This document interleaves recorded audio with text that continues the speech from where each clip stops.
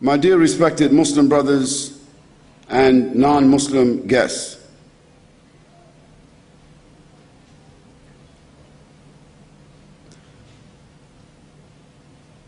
I'm very grateful to be here tonight, and I'm feeling very honored to have this opportunity to address you on this critical topic. And I want to make sure that you understand that this is not really a lecture.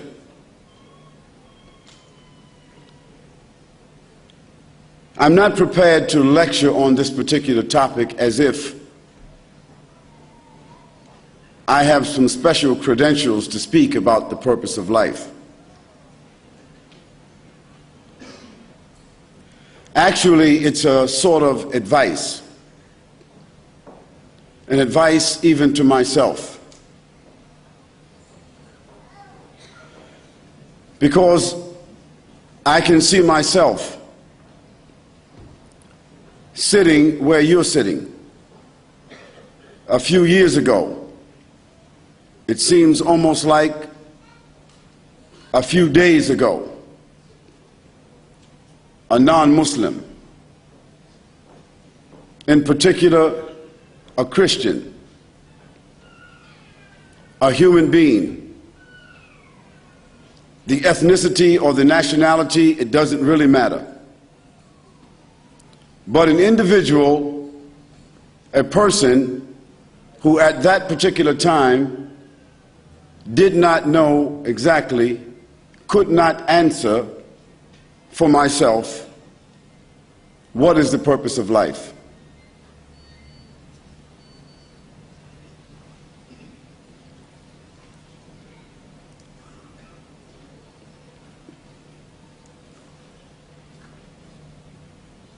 Now, I realize that in order for me to deliver this information to you, it will take some of your precious, critical time. And no one has even a minute of life to waste.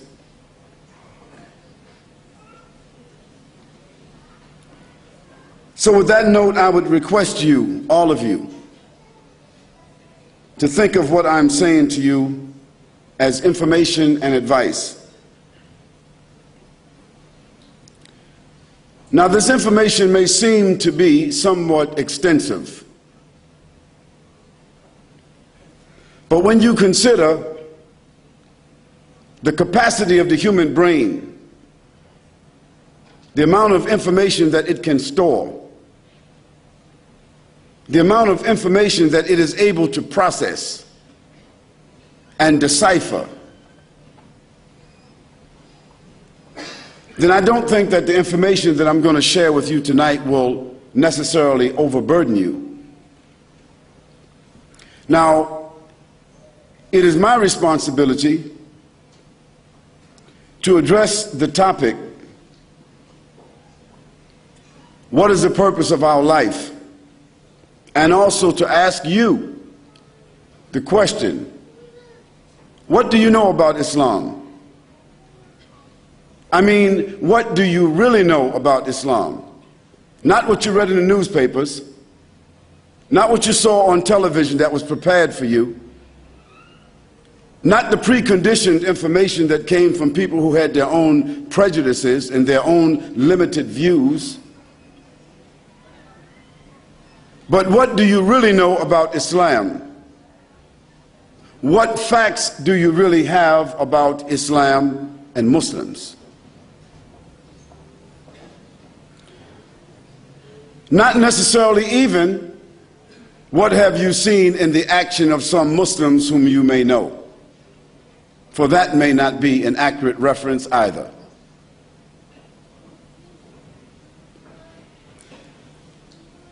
As I mentioned, I am extremely honored to have this opportunity to be here in Sydney, Australia, in the land down under, if that's what you call it.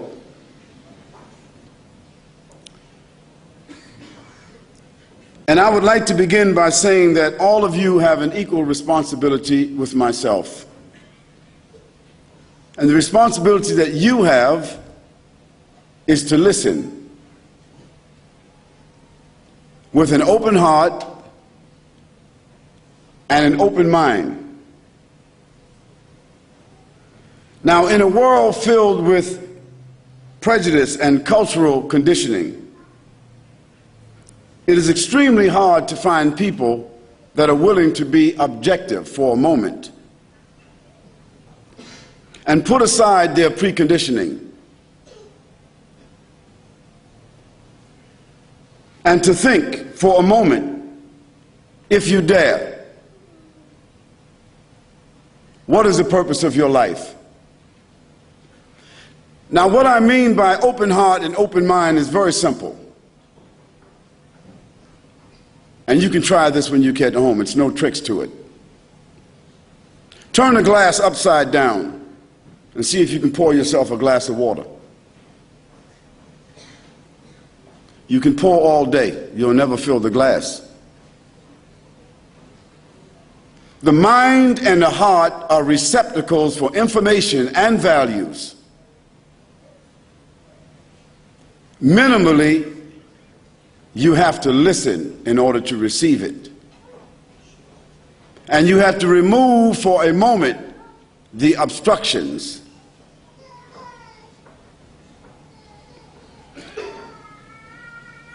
Unfortunately, when you ask most people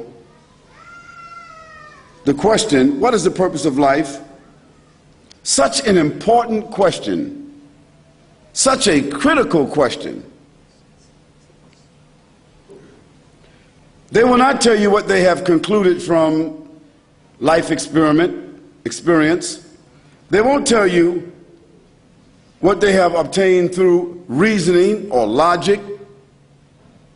They won't tell you what they have from their own self-conviction.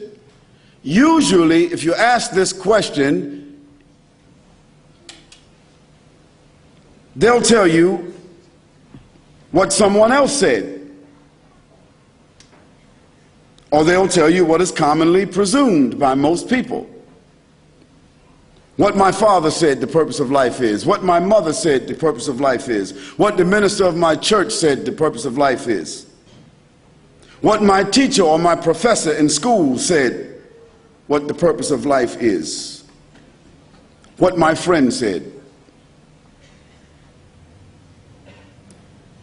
If I ask anyone about the purpose of eating, why do we eat? Everyone will say in one way or another, we eat for nutrition. Very simple. If I ask anybody, why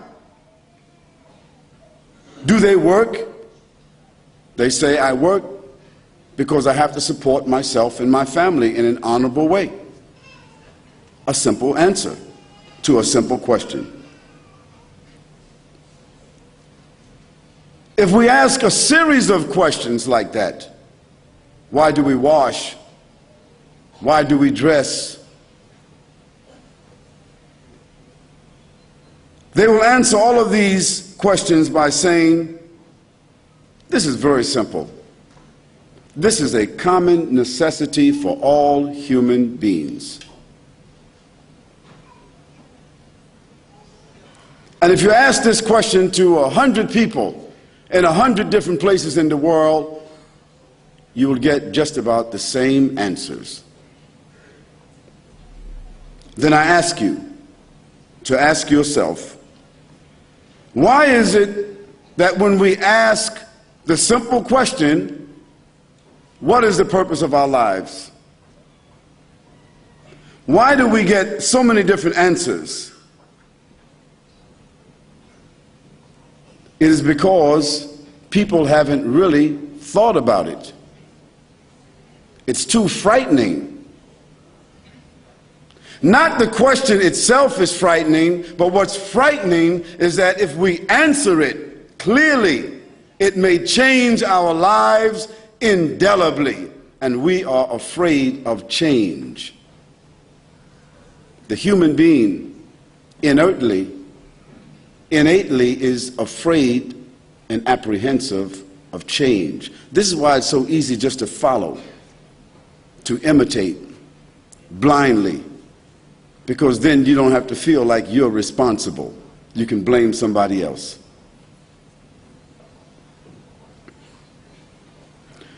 Well, think about it tonight.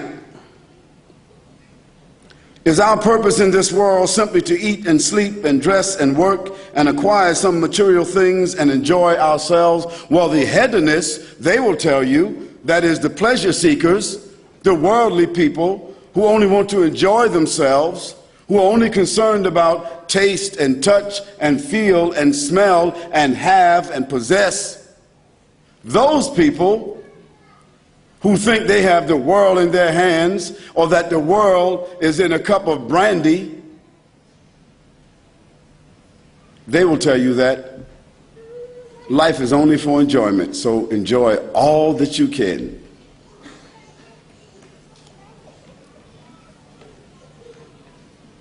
Is this our purpose? Why are we born? What is the object of our existence?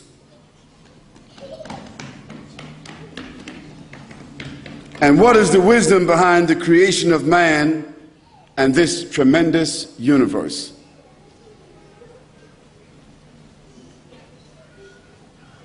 Think about that question. Think about it seriously.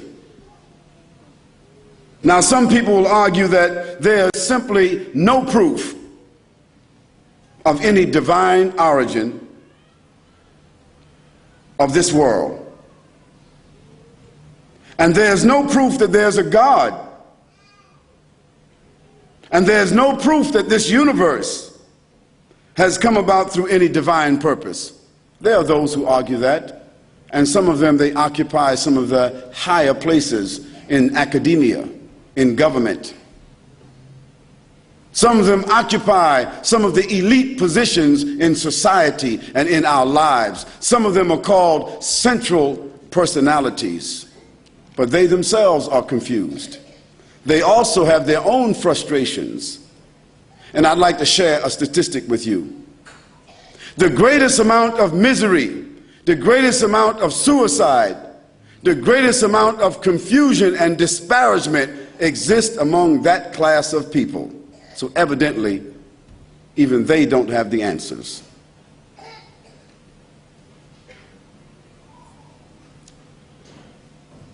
Now, there are people who argue this way, and they say that perhaps this world came about by chance. That means random. That's what chance means, random. Like going to the gambling house. You call it here the gaming rooms. They have a nice name for it here.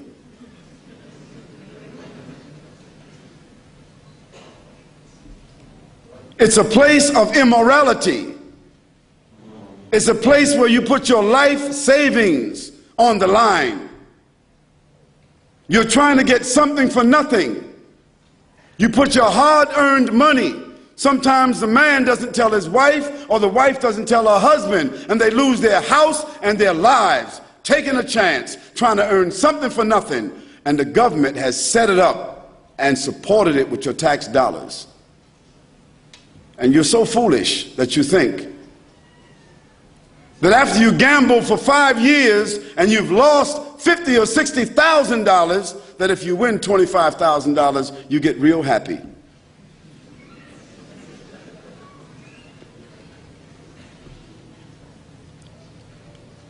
So thinking that this world came about by chance is the same as thinking that when you put money in a slot machine that the numbers come up by chance. They don't. Everybody knows that the casinos are rigged and only the house wins all the time. But to think that this world came about in the same way that people gamble, random choice, well, let's put that to a test. This is an example that you can do in your home with your children.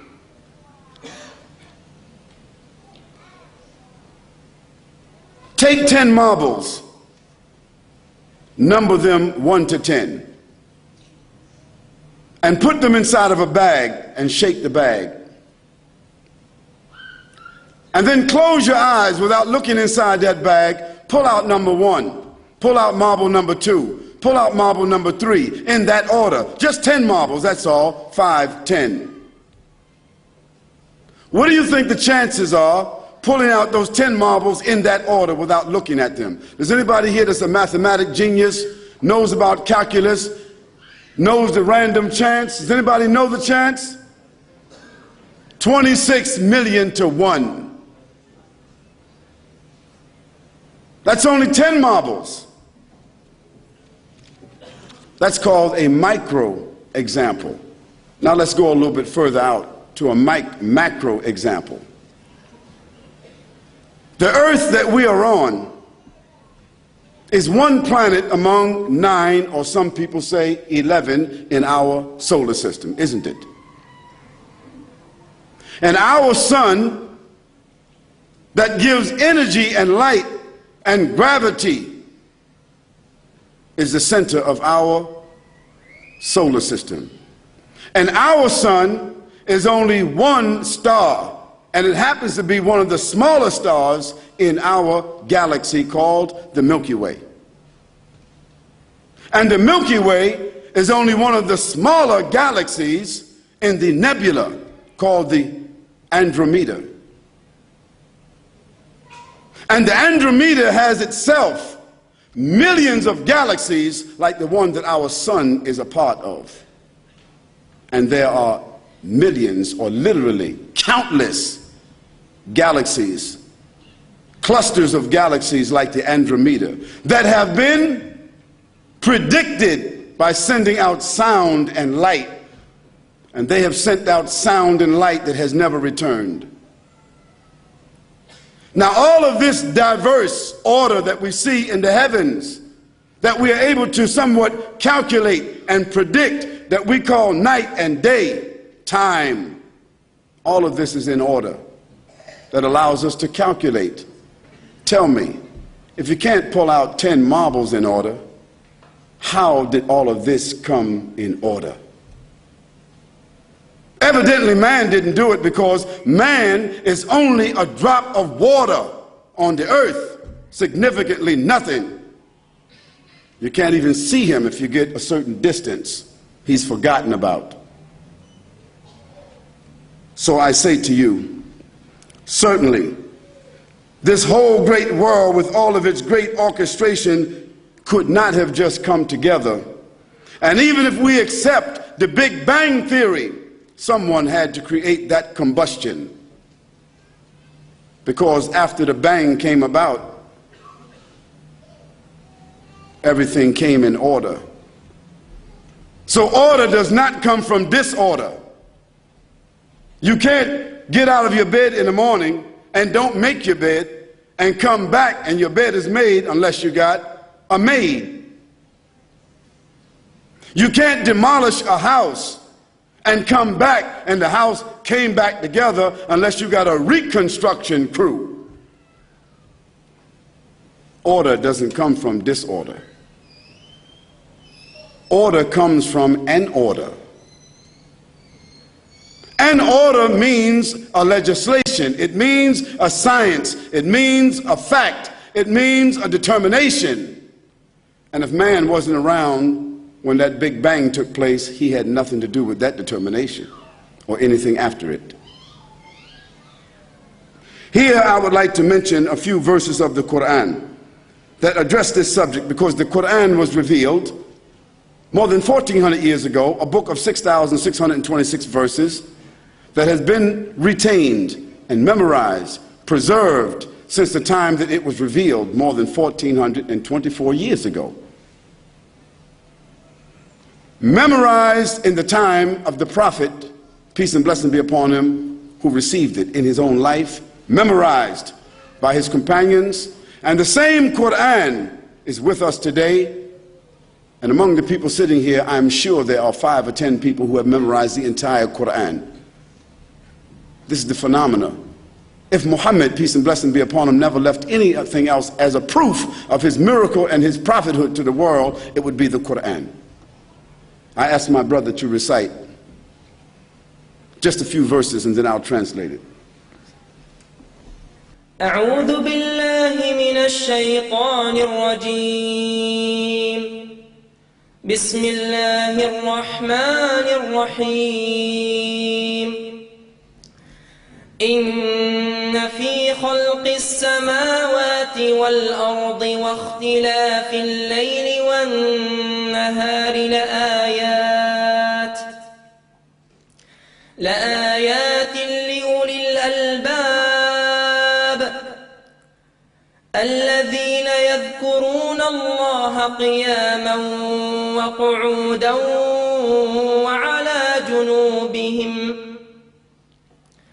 ويتفكرون في خلق السماوات والأرض ربنا ما خلقت هذا باطلا سبحانك فقنا عذاب النار.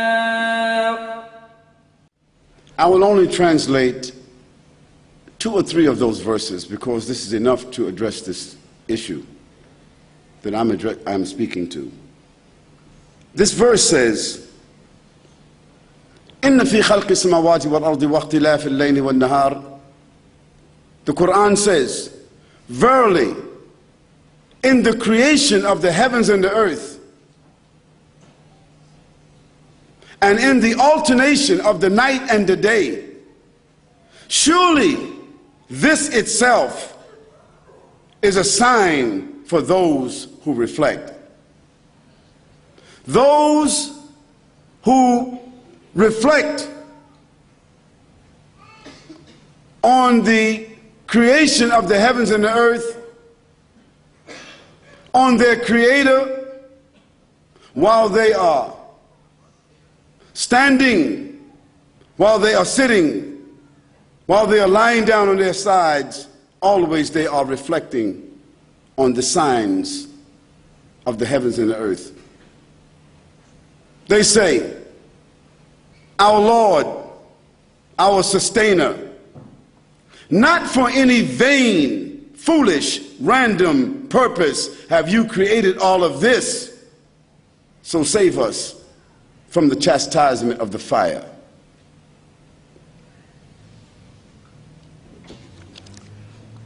Dear brothers and sisters and guests, this verse of the Quran, these verses, Allah subhanahu wa ta'ala, the creator of the heavens and the earth, God Almighty, has mentioned very clearly to us by first drawing our attention to the creation of ourselves. That's first. The different postures of the human body. And because He's the creator and His throne exists over the heavens and the earth, He comes from His throne down, meaning in terms of knowledge befitting His person.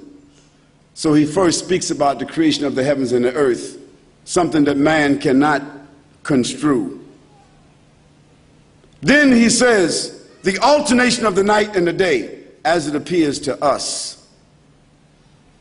Then He speaks about the posture of the human being, standing. You know, we're different when we're standing.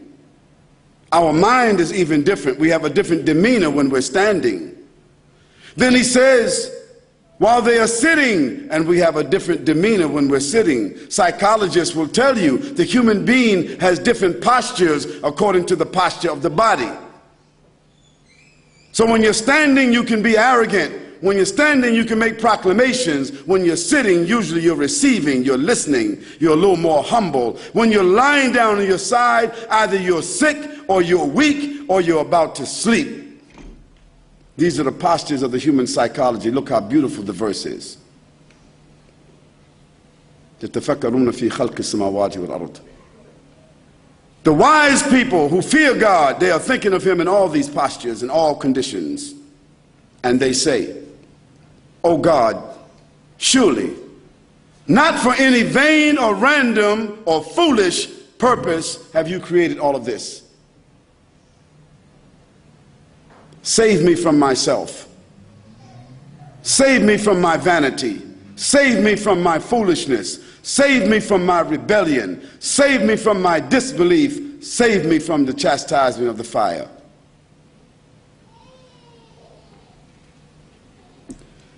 Dear brothers and sisters, certainly there's a creator, and certainly that creator deserves to be acknowledged, and certainly that creator deserves to be obeyed, and definitely that creator has no associates or comparisons.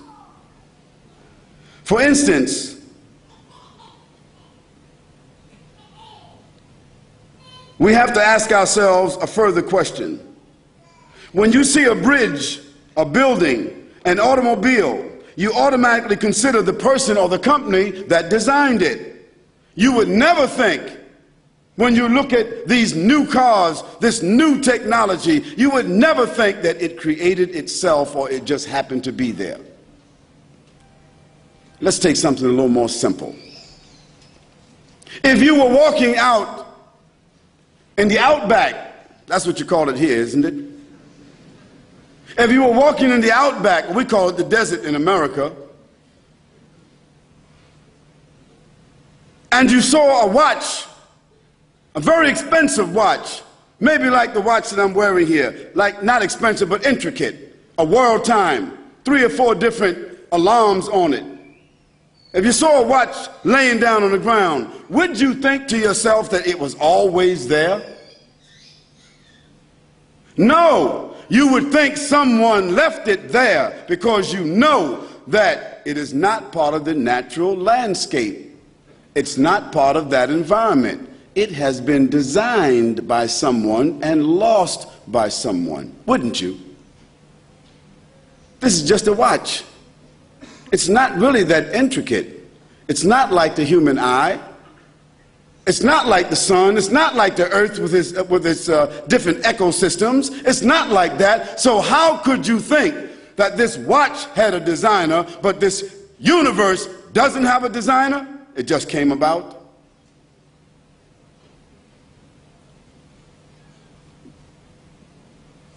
When you see a nuclear plant, an orbiting space station, and by the way, unfortunately,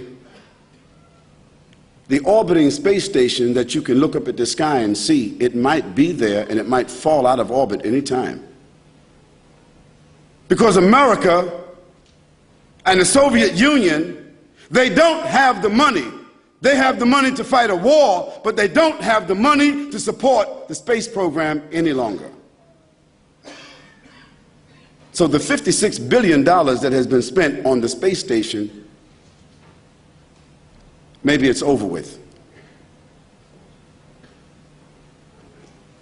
When you see a nuclear plant or an orbiting space station, a super international airport, you have to be thoroughly impressed with the engineering dynamics that are involved. Yet, these are just things that are manufactured by human beings.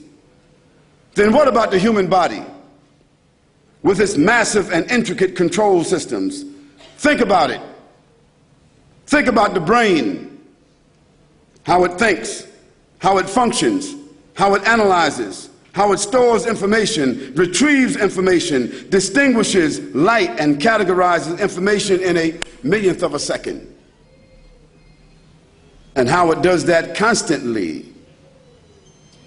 Think about the brain for a moment. Think about those mobile phones for a moment. I would ask you to be courteous enough to cut your mobile phone off. Your wife, if she's not here, she won't mind. Your husband, if he's not here, he won't mind. Your office, they won't mind. So just cut it off or put it on another mode. That's courtesy. Now we're talking about the brain that made the automobile, the rocket ships, the boats, and so on. Think about the brain and who made that. Think about the heart, how it pumps throughout the body, throughout the life of the person. The heart pumps continuously. I mean, it starts at the inception when the child is inside the womb. The heart is already pumping. And from that time until death, this heart is pumping without the will of the person whose chest it is in. The heart taking in and discharging blood throughout the body and maintaining that steady precision throughout the life of that person. Think about it. Think about the kidneys. What kind of function do they carry? The purifying instrument of the body that performs hundreds of chemical analyses simultaneously and controls the level of toxicity in the body.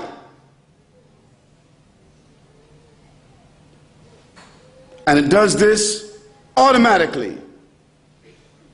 Think about your eyes, the human camera that adjusts, focus, interrupts, evaluates, applies color automatically, the natural reception and adjustment to light and distance, automatic.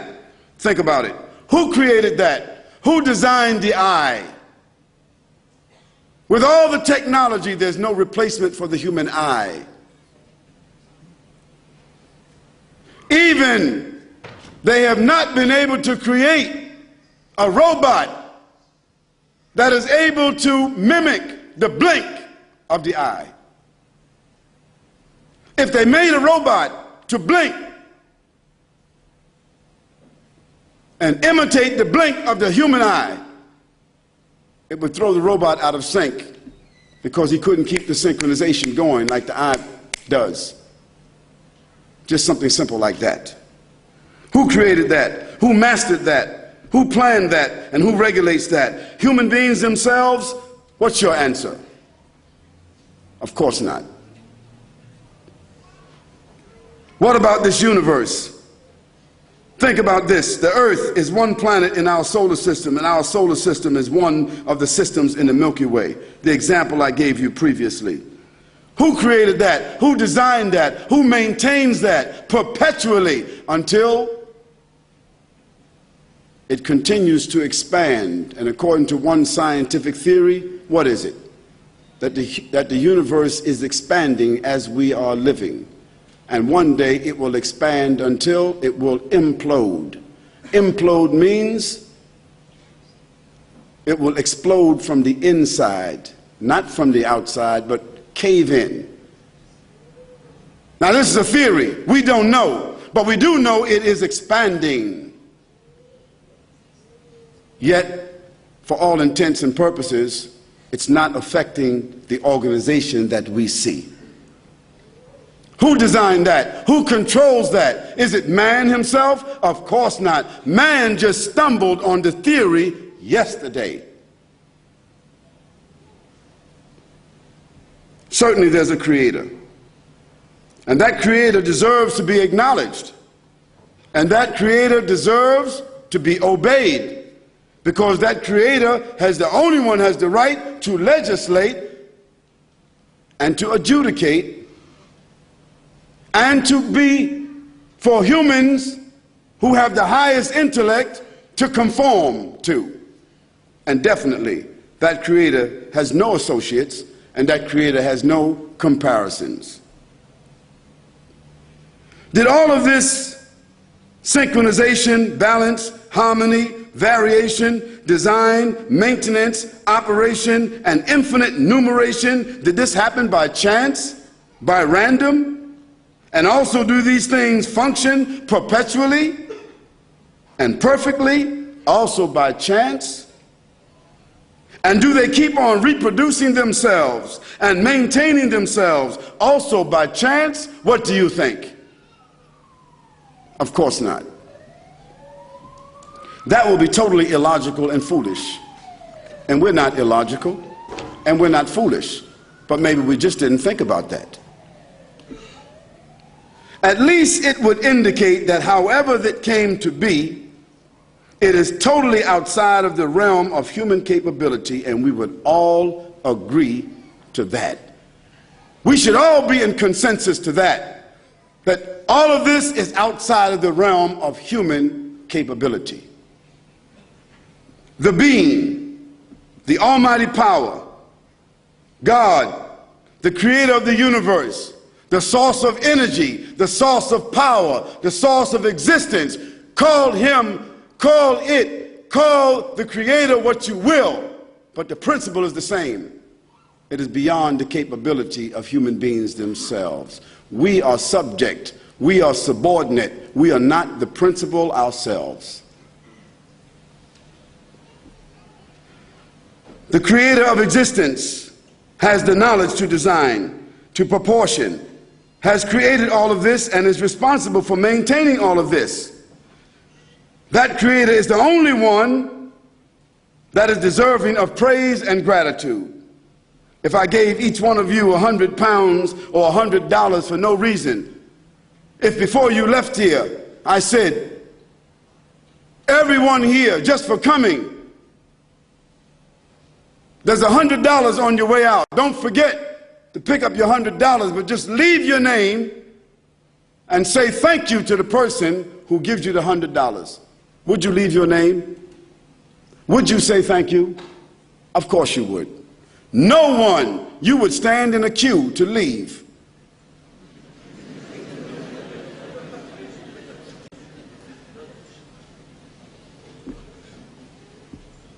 So I ask you, what about your eyes? What about your kidneys? What about your brain? What about your life? What about your breath? What about your children? What about the life, the opportunities, the resources that you have been given? Are you grateful for that? Or do you say, I earned all of that? Is the one that gave you life not worthy of praise and thanks? Is the one that gave you life not worthy of your worship and recognition? My sisters and my brothers and my guests, that in a nutshell is the purpose and the goal of this life. One, to recognize and acknowledge the Creator. Secondly, to conform to the laws of that Creator. And thirdly, to give praise and gratitude and worship to that Creator. That's the initial purpose of our lives. Just as the initial responsibility of a child as they're growing up is to respect their parents. But before they can respect their parents, don't they need to know them?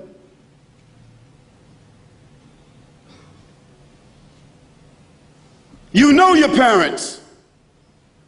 Therefore, you respect your parents because you know that you wouldn't be here if they were not your parents.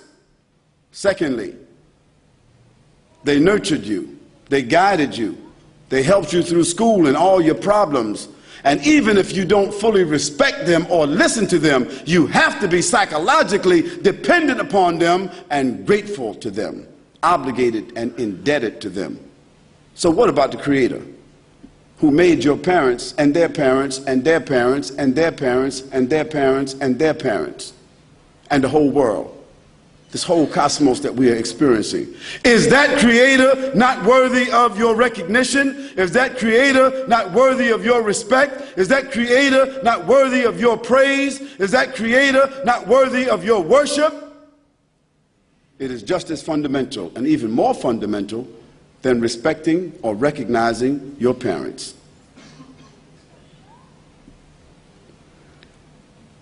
That's the initial, primary, foundation purpose of our lives. To come to recognize, appreciate Almighty God, the Creator, by scientific means, by dialectical means, through mathematical means, through worship, through reflection, any way you are able to come to the grips and come to grips with the fact that you yourself are not your own benefactor, but that you are benefiting from something which was given that you didn't even ask for. I don't think that anyone who considers themselves clever or scientific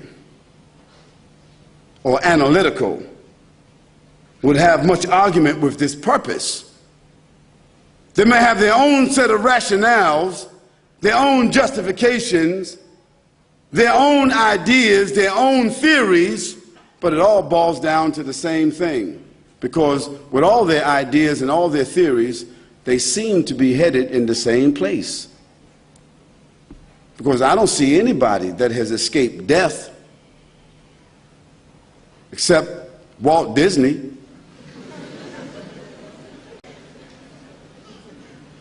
At least they would have us to think that. Or Steven Spielberg, Hollywood or Charliewood or Bollywood. But the reality of life is that every day you wake up, you are closer to death. And that's what you need to think about. You're not closer to your objective. You're not closer to what you've been working for all your lives. You are closer to death, because that is the ultimate place that all of us are heading. From the womb to the tomb. That's it.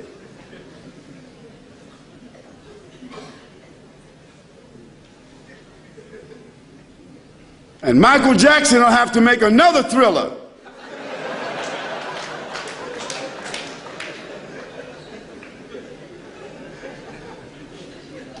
Brothers and sisters, this is something that you and I need to deal with seriously. We need to reconcile this issue. We need to resolve this issue. Don't let death sneak up on you because babies die. Adolescents die. Young, vibrant, intelligent, beautiful, well-endowed individuals die. Arrogant people die. Even executioners die.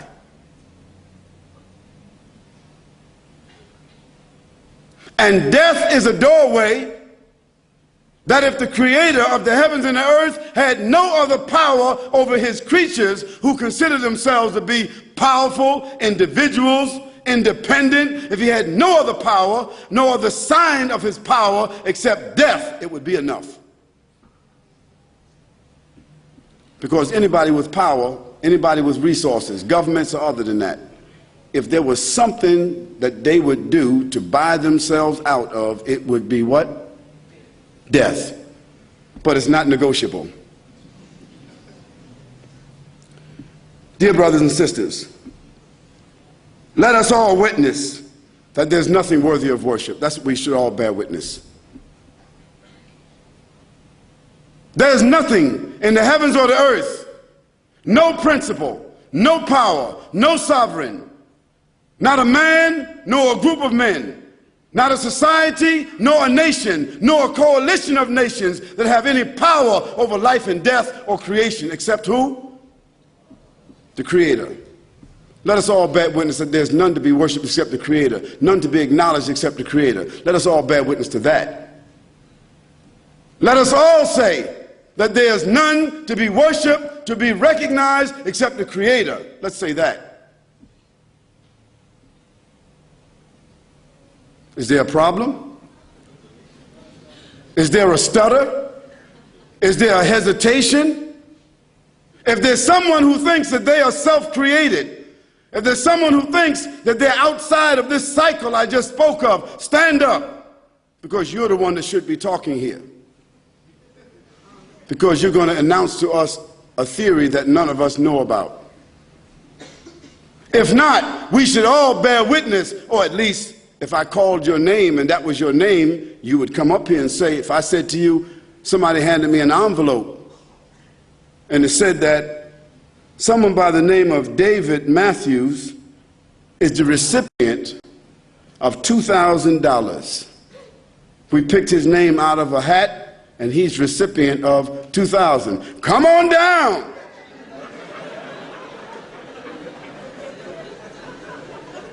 If he was upstairs there, he might have fallen out the balcony trying to get down here.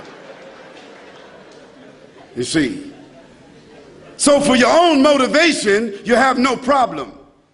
But for the Creator, you got a problem. Muslims, say La ilaha illallah. That's all it means. It just means that there's none to be recognized. It means none to be worshipped. It means none to be conformed to or obeyed except the Creator. This is what Jesus said. This is what Moses said. This is what Abraham said. This is what David said. This is what Solomon said. Peace and blessings be upon all of them. This is what Isaac said. This is what Ismail said. This is what John the Baptist said. This is what Jesus Christ said. That's what the Prophet Muhammad, peace and blessing be upon him, said. All the prophets, all those men that received revelation from God, they all said one thing. La ilaha illallah. A simple statement, they said. Dear friends, dear Muslims, let us now discuss the second half of our topic. What do you know about Islam?